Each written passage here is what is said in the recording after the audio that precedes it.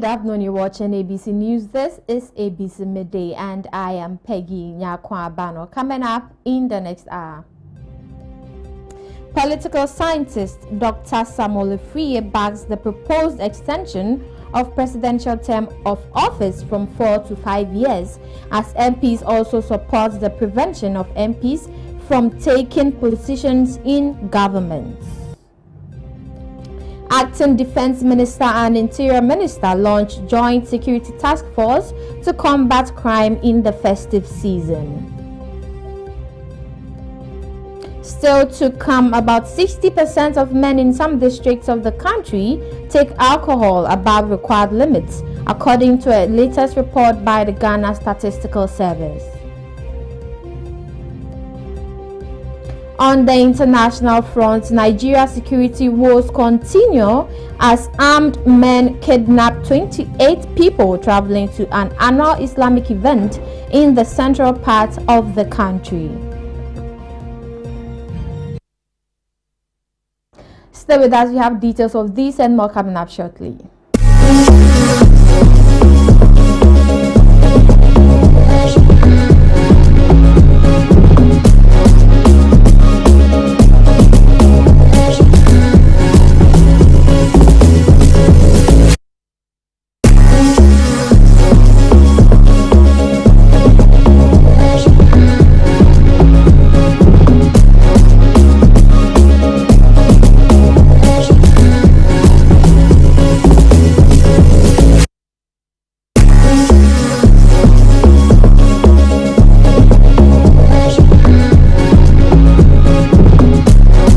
Watching ABC Midday News live on ABC News Ghana Television. We're streaming live on Facebook at ABC News GH_. Now to our stories.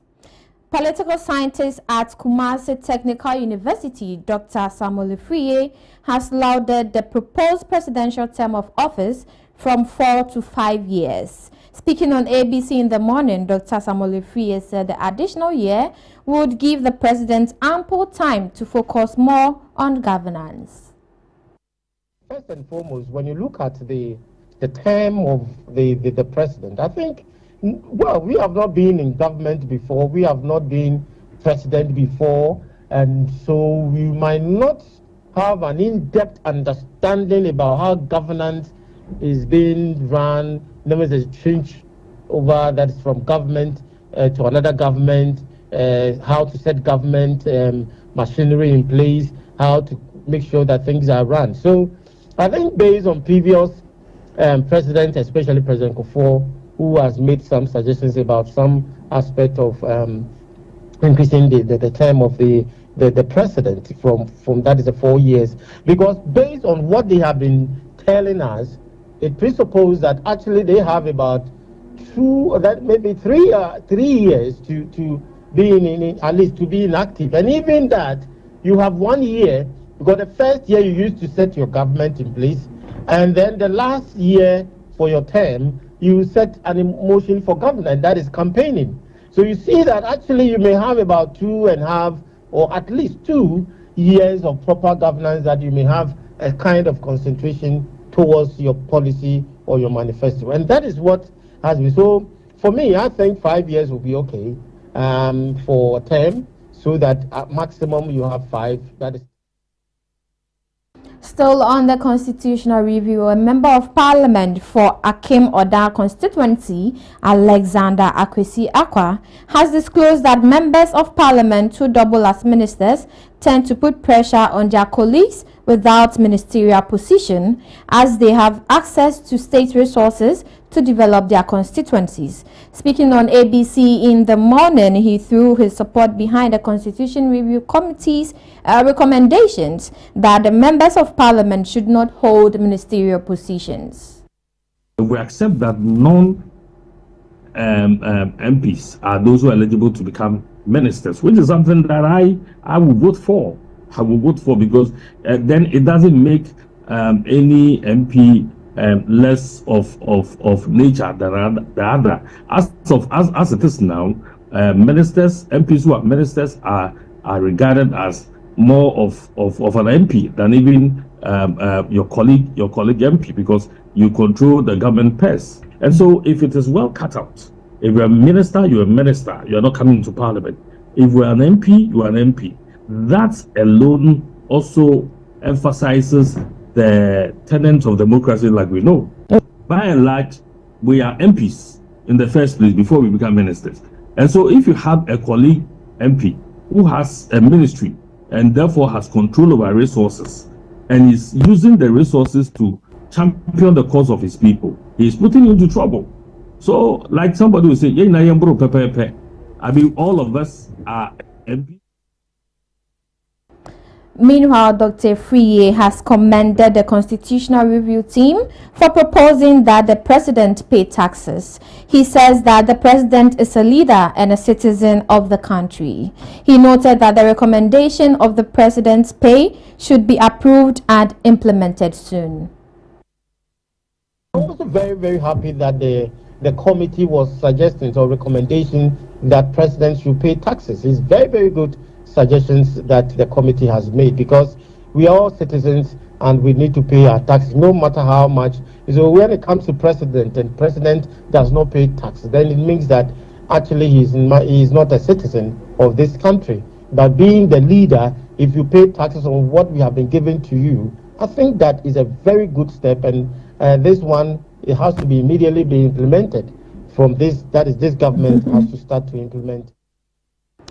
In more news, senior lecturer and political scientist at the Kumasi Technical University, Dr. Samuel Friye, says he disagrees with the Constitution Review Committee's recommendation to reduce the age requirement for presidential aspirant from 40 to 30 years, insisting the country cannot be entrusted to an inexperienced person.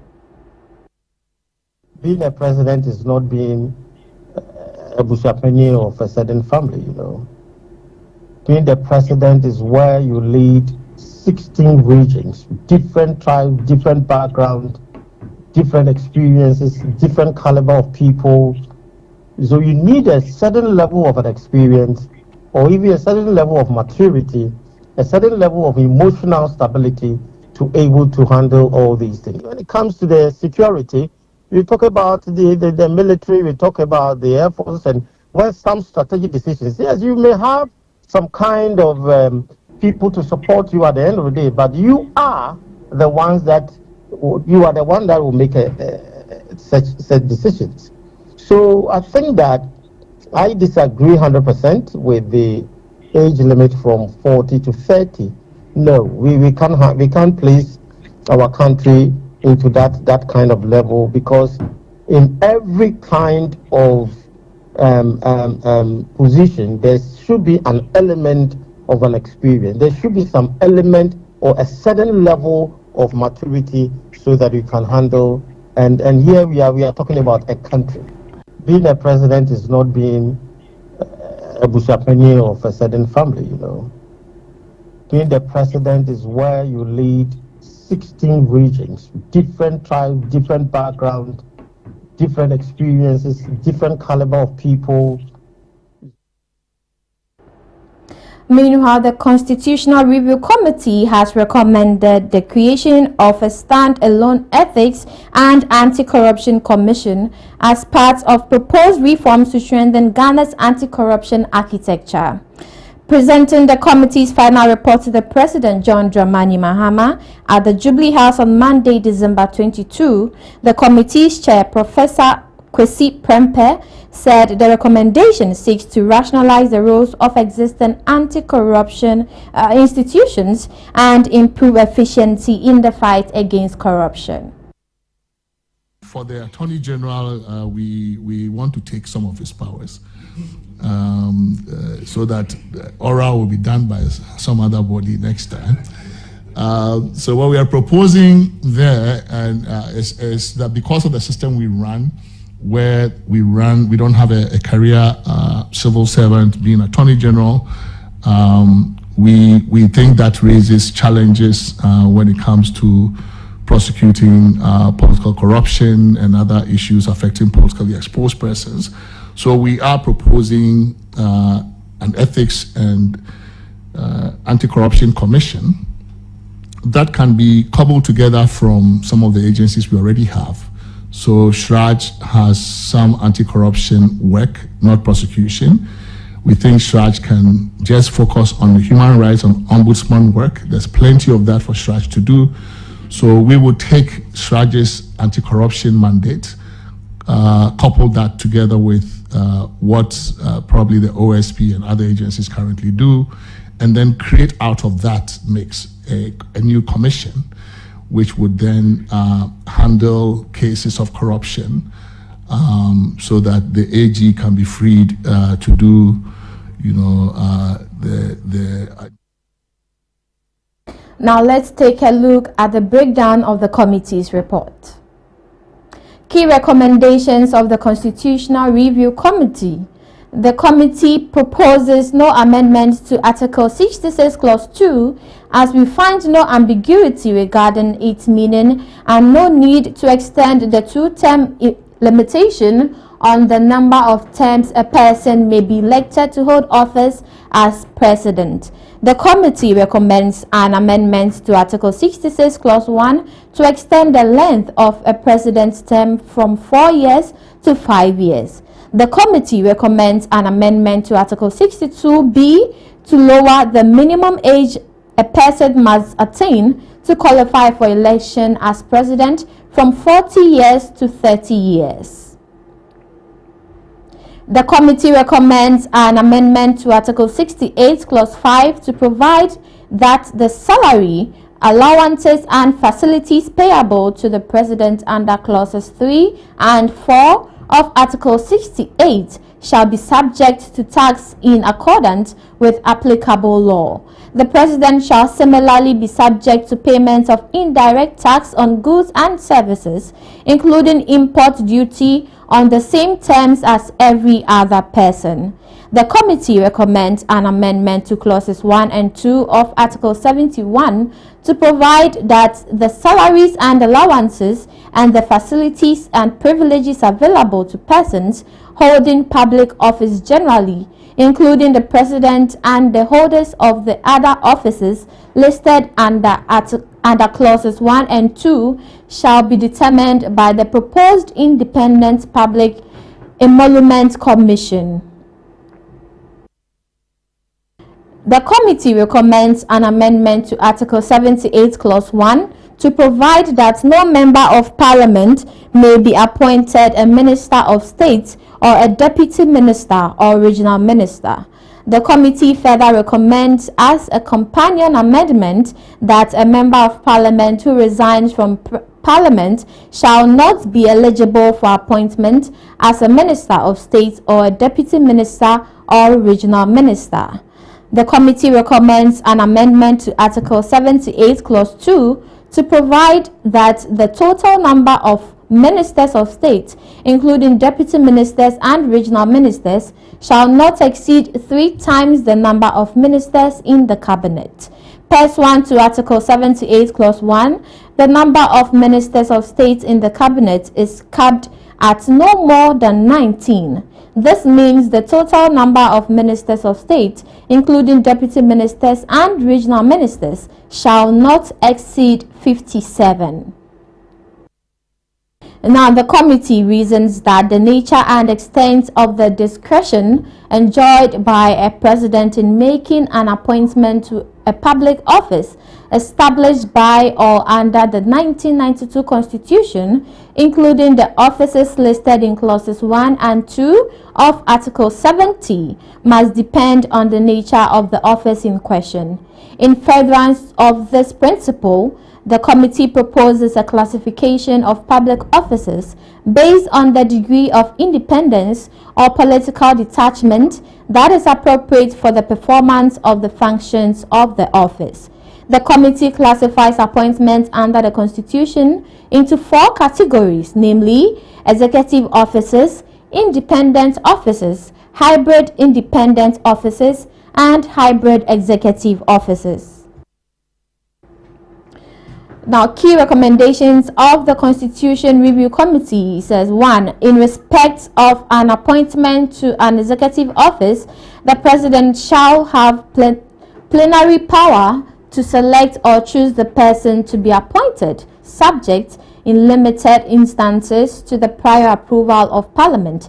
Example, where the office involves enforcement of laws or is appropriately subject to direct parliamentary oversight. The committee recommends an amendment to Article 223 to provide that the Commissioner and each of the Deputy Commissioners of the Commission shall hold office for a single non-renewable term of 10 years or until he or she attains the age of 65 years, whichever is earlier. A person who has held the office of Commissioner or Deputy Commissioner shall, upon retiring or resigning from the position, be ineligible for appointment to any other public office until after a 3-year cooling off period. The committee recommends an amendment to Article 236 to provide as follows. 1. The Commissioner and Deputy Commissioners may be removed only on grounds of a willful violation of law, dereliction of duty, or abuse of power. A petition seeking the removal of the Commissioner or a Deputy Commissioner shall be submitted to the Council of State. The petition shall state the grounds for removal and the relevant facts supporting the petition. Upon receipt of the petition, the Council of State shall constitute a subcommittee of its members to review the petition to assess whether 37 the petition discloses on its face grounds and facts requiring further investigation by the Council. Now, with regards to the Council of State, the committee believes that the case for retaining the Council of State remains strong so long as it is substantially restricted in purpose or function, composition, impact, and transparency.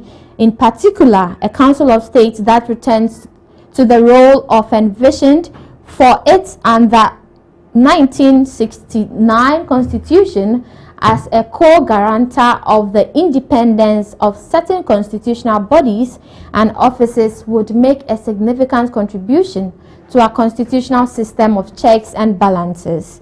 Now, the committee does not think there is a need to constitute the Council of State as a second chamber. However, the Council of State can also play a critical reviewer or second option role in legislative process.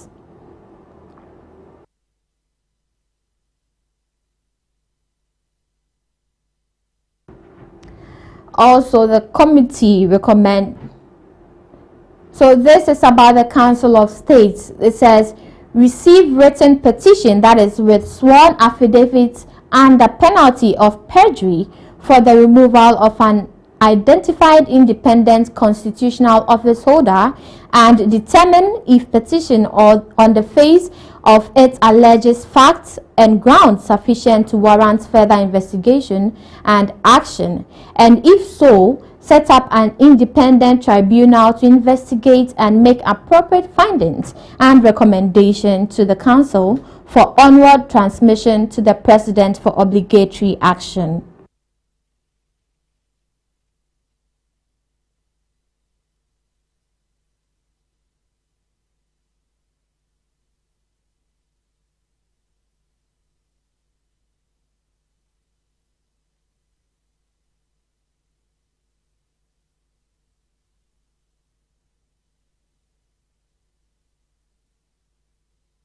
We'll be bringing you more conversations on this in subsequent bulletins, but away from that, President John Dramani Mahama has used his Christmas message to reaffirm his administration's commitment to the Resetting Ghana agenda, describing it as the central framework for economic recovery, inclusive growth, and national renewal. Reflecting on his first Christmas since returning to office, President Mahama expressed gratitude to Ghanaians for the confidence reposed in his leadership. This is my first Christmas with you as your comeback president, and I am filled with gratitude for the trust you have placed in my government, he said. At the heart of the president's message was the government's determination to confront Ghana's economic challenges and create opportunities for all citizens under the Resetting Ghana agenda. We are committed to the Resetting Ghana agenda to position Ghana on the path of inclusive growth, job creation, accountability, and prosperity, President Mahama declared. He explained that resetting Ghana would require collective effort, unity, and resilience, stressing that rebuilding the economy cannot be achieved in isolation. The president reiterated his administration's resolve to complete stalled infrastructure projects inherited from previous governments, describing them as critical to equitable and sustainable development. These include road networks, energy projects, hospitals, and schools. President Mahama urged Ghanaians to draw inspiration from the spirit of Christmas, describing the season as a moment for reflection, renewal, and shared purpose.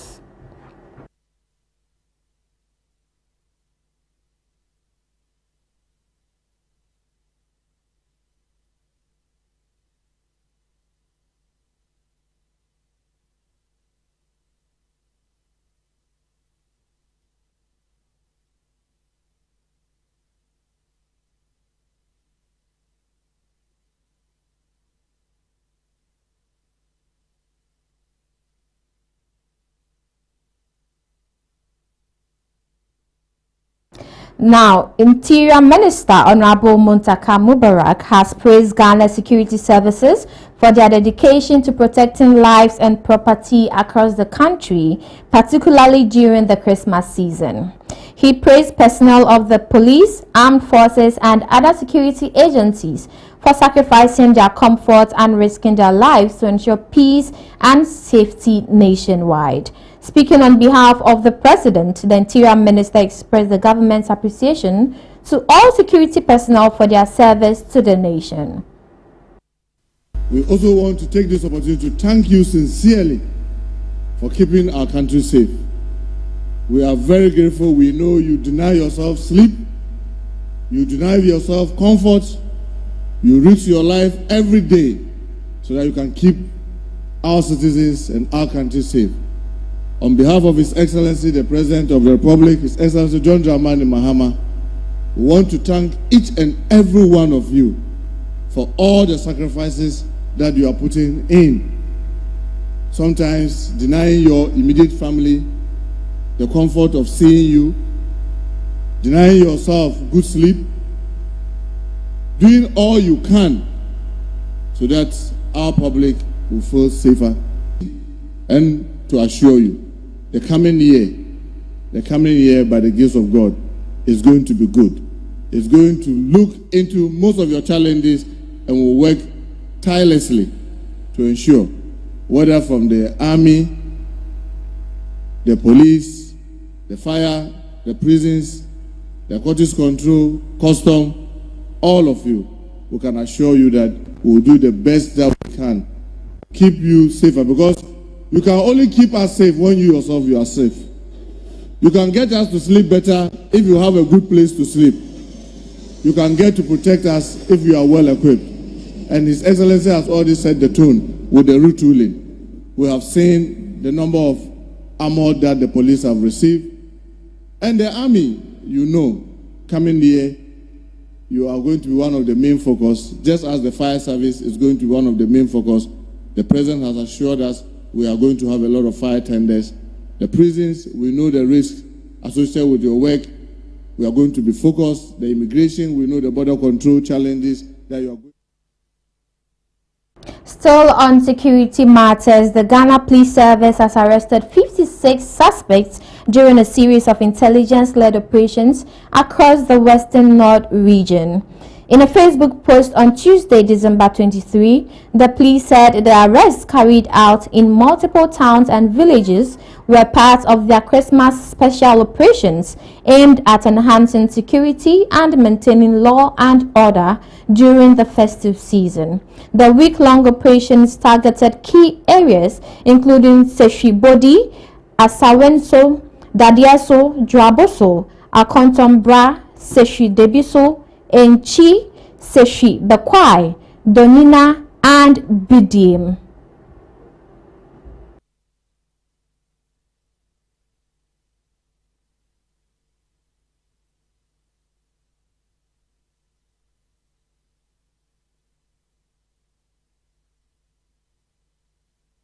Away from that, Foreign Affairs Minister Samuel Okudzeto-Ablakwa has assured the family of the late Ghanaian student Nana Ejei Achiang of the government's commitment to pursue justice following his tragic death in Latvia. In a post on X on Monday, Ablakwa disclosed that he earlier invited the family to the Ministry of Foreign Affairs to personally convey his condolences.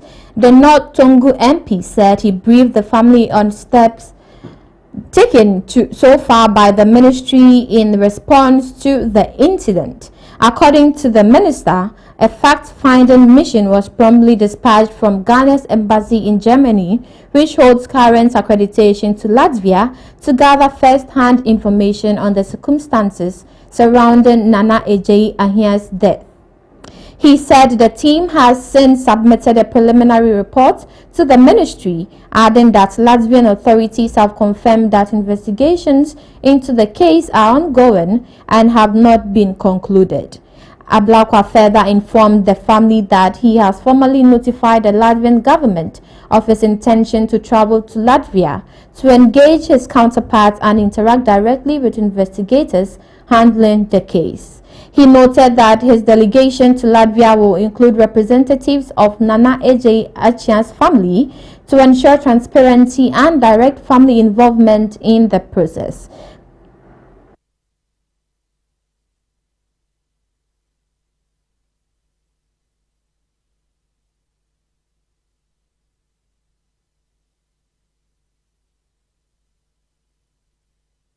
Now, a recent report by the Ghana Statistical Service has revealed wide disparities in excessive alcohol consumption among men across the country, with some districts recording prevalence rate above 60%. Speaking to the media on the findings, data scientist at the Ghana Statistical Service, Peter Mularu, disclosed that the data shows several districts in the northeast and Savannah regions recording particularly high levels of alcohol consumption. The way we define alcohol consumption in this case is any kind of drinkable alcohol. So it can be beer, it can be pito, it can be palm wine, it can be appetizer, the local gin, it can be wine, any form of drink that contains alcohol. That's what we look at. So if you're a man and you take more than 2 quantities of the measure that is used to drink that particular alcohol, then they said to be excessive. If you're a woman, you take more than 1 of such a measure, then they said to be what?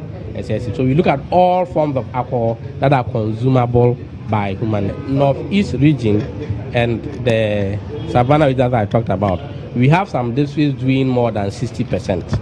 So where 60% of men aged 15 to 59 years who are engaged in excessive alcohol consumption. So these are some of the risks we were seeing happen. So there are a number of correlates. So that many things. So we looked at economic activity, as in whether somebody is employed or not, as one of the correlates of estimating the level of excessive alcohol consumption.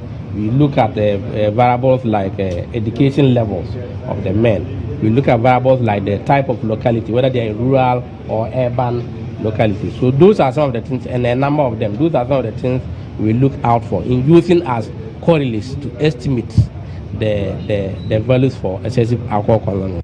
The way we define alcohol consumption in this case is any kind of drinkable alcohol. So it can be beer, it can be pito, it can be palm wine, it can be appetizer, the local gin, it can be wine, any form of drink that contains alcohol. That's what we look at. So if you're a man and you take more than 2 quantities of the measure that is used to drink that particular alcohol, then they said to be excessive. If you're a woman, you take more than 1 of such a measure, then they said to be what? Excessive. So we look at all forms of alcohol that are consumable by human. Northeast region and the Savannah region that I talked about, we have some districts doing more than 60%. So where 60% of men aged 15 to 59 years who are engaged in excessive alcohol consumption. So these are some of the risks we were seeing happen. So there are a number of correlates. So that many things. So we looked at economic activity, as in whether somebody is employed or not, as one of the correlates of estimating the level of excessive alcohol consumption. We look at variables like education levels of the men. We look at variables like the type of locality, whether they are in rural or urban locality. So those are some of the things, and a number of them. Those are some of the things we look out for in using as correlates to estimate the values for excessive alcohol consumption. The way we define alcohol consumption in this case is any kind of drinkable alcohol. So it can be beer. Now let's go back to our earlier story with regards to the Constitutional Reviews Committee report and engage anti-corruption campaigner Vitus Azim on that. Good afternoon, Tenny. Welcome to ABC Midday News. Hello, sir. Hello, sir. Hello, sir. Can you hear me? No, I can't hear you. Can you hear me now? Yeah, it's better now. All right. You're welcome to ABC Midday News. Yeah, thank you. Right. Now, yesterday, the Constitutional Review Committee submitted a report to the President, and one of the recommendations was the creation of a unique anti-corruption commission. How necessary is the creation of this body? Well, it is very necessary because corruption is a very serious problem that brings this country down in terms of resources, in terms of fairness and accountability. So if we are able to deal with it, it will help this country to go forward. Otherwise, this country will continue to suffer. So I think that is very necessary, but we must set up one that is strong, one that has the necessary independence, one that has the necessary resources to carry out its mandate. Are you saying the current architecture doesn't help? We have the OSP, we have the Attorney General's office too. Are you saying that these are not really working? Well, if you talk about the OSP to some extent, you know that in the past 3-4 months, there have been complaints about the work of the Office of Special Prosecutor because its performance has not met the expectations of many Ghanaians. That's one thing. And when it comes to the Attorney General is appointed by the executive. The President appoints the Attorney General, and he's also Minister of Justice. So we don't think that he can deal seriously with his colleagues or party members that engage in corrupt acts. So we are not satisfied with the work with regards to corruption the two institutions do. So that is true. We are not satisfied. But if there's an independent body, we believe it should perform better.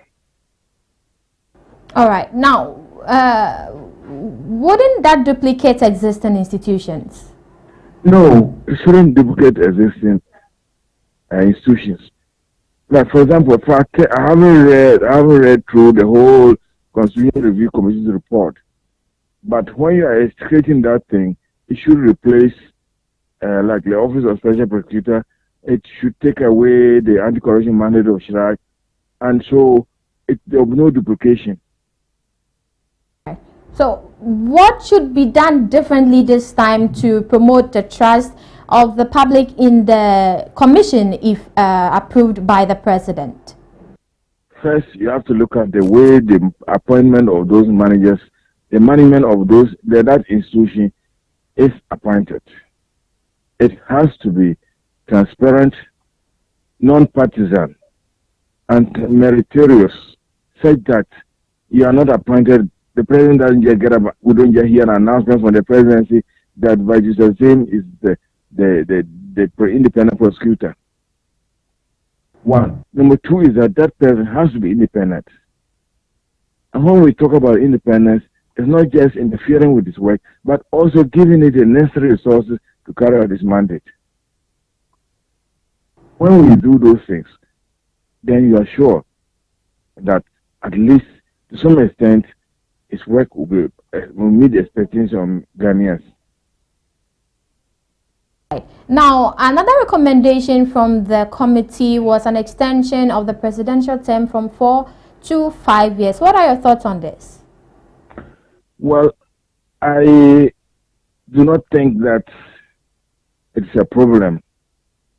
Once the terms is not increased to 3 terms, which was the fear that most of us were thinking, and especially the minority was thinking that, well, maybe the government is trying to extend Mohammed's regime to 3 years, to 3 terms. If it's just 5 years, I don't have a problem with that. I think it's in order. There's no problem. Okay. Because you see, the elections, the electoral cycle is too short. 4 years, you come in first 2 years, you think of what to do, setting up a government the first year and all that, and then after that you start think about how to implement your promises and other policies. So 5 years is okay, but I think it shouldn't go beyond that, because when it goes beyond that, and the people you put there misbehave, you find it difficult to remove them, because especially if you have a majority in parliament that, like the present administration has more than 2/3 majority in parliament, it's not the best.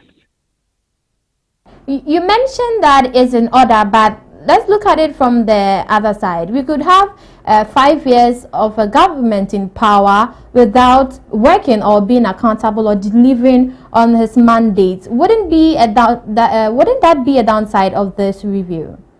Well, for everything, there's always a downside.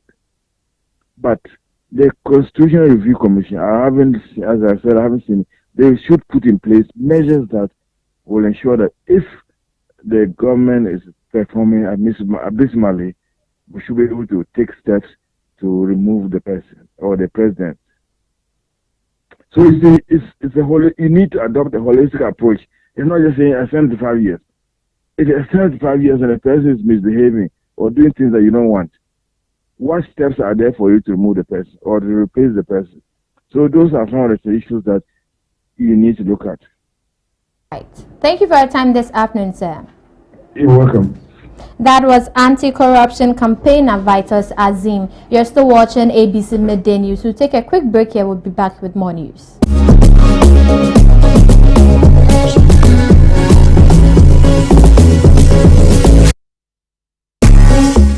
Hey, so mommy, who is going to do my wedding jollof? Oh, Kwame. You know our secret, right? Yeah. Efia. Yes, me. I've got it. Now add your Chino jollof mix. The perfect blend of tomatoes, pepper, and fine herbs and spices to ensure a consistent taste every time. And there you have it, your original Ghana jollof.